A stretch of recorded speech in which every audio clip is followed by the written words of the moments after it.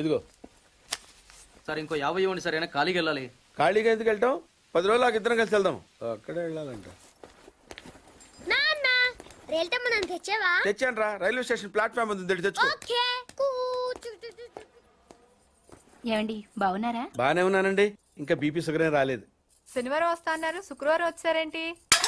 ఇచ్చే స్టేషన్ లో పడుకొని రేపు పొద్దున్నే వస్తాను. అయ్యో నా ఉద్దేశం అది కాదండి. చేయి.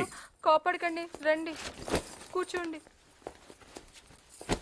స్నానానికి నీళ్లు పెట్టించమంటారా? ఎందుకు? డైరెక్ట్ గా నూతులు దూకేస్తాను. సాయంత్రం దించండి. అయ్యో ఎందుకండి ప్రతిదానికి కోపడతారు? కోపడక ఇంట్లో అన్ని కార్లు పెట్టుకుని స్టేషన్ ఒక కారు పంపించలేరా? మీరు ఎప్పుడు వస్తారు? నార్మల్ ఏంటే కౌంటర్ ఇస్తున్నావు? నేనా? దున్న పొత్తులా తిని. ఏం బాబు? అయ్యో మావయ్య ఎప్పుడు రావడం? ఇప్పుడే వచ్చాను మావయ్య. వస్తున్నామని తెలిస్తే కారు పంపించేవాడిని. కార్లు ఎందుకులే మావయ్య, పిలిస్తే పరిగెట్టుకుంటూ వచ్చేవాడిగా. ఎక్కడికి వెళ్తున్నట్టున్నారు? పొలానికి. గమ్మునొచ్చేయండి మావయ్య, బయట అండలుగా ఉన్నాయి. అలాగే. 1 మినిట్. ఆశీర్వదించండి మావయ్య. మొసలుడే గాని మహానుభావుడు. ఏంటే ఇందాకేంటి తిడుతూ ఆపాను? దున్నపోతుల్లో రాగానే మొదలెట్టావా? ఊరుకన్నా నువ్వు కూడా అలాగే మాట్లాడతావు. రాగానే పెళ్ళని తిట్టాను నాకేమైనా మనసు లేదనుకున్నావా? వచ్చి ఆల్రెడీ 5 నిమిషాలు అయింది. నువ్వు మారవు. నా సంగతికేం గానీ ఏంటి పార్తుగాడు వచ్చాడంటగా? నువ్వు రాలా, అలాగే వాడొచ్చాడు. నేను రావడానికి ఆడు రావడానికి తేడా లేదు. అల్లుడు సీజన్లు అంటాడు, వస్తాడు పోతాడు. మనవడు చెట్టు వస్తే పాతుకుపోతాడు. యా బాబాయ్.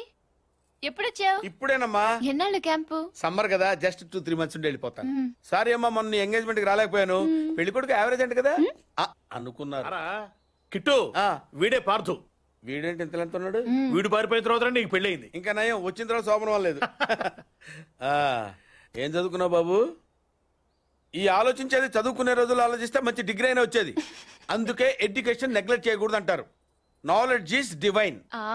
అంటే జ్ఞానం వైన్ లాంటిది, ఎంత తాగితే అంత బలం అన్నమాట. ఏంటంటే ఇటు చూస్తున్నావు?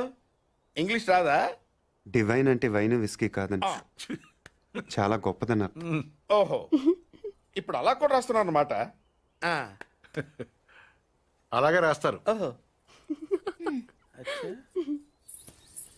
రా. ఎక్కడికి రా చెప్తాను. వాళ్ళు నాకు సైడ్ కొడుతున్నారు. నువ్వు అలా కొట్టు, ఆళ్లే పడి ఉంటారు. అలా కొడితేనే ఇలా వచ్చేసారు. ఆళ్ళలో ఎవడన్నా నీకు నచ్చాడా? మరెందుకు అనుకొట్టావు? వాళ్ళకి నేను నచ్చానని ఏదో చూద్దామని. వాళ్ళు ఒకడు నన్ను పెళ్లి చేసుకుంటానంటున్నాడు. కంగ్రాచులేషన్స్.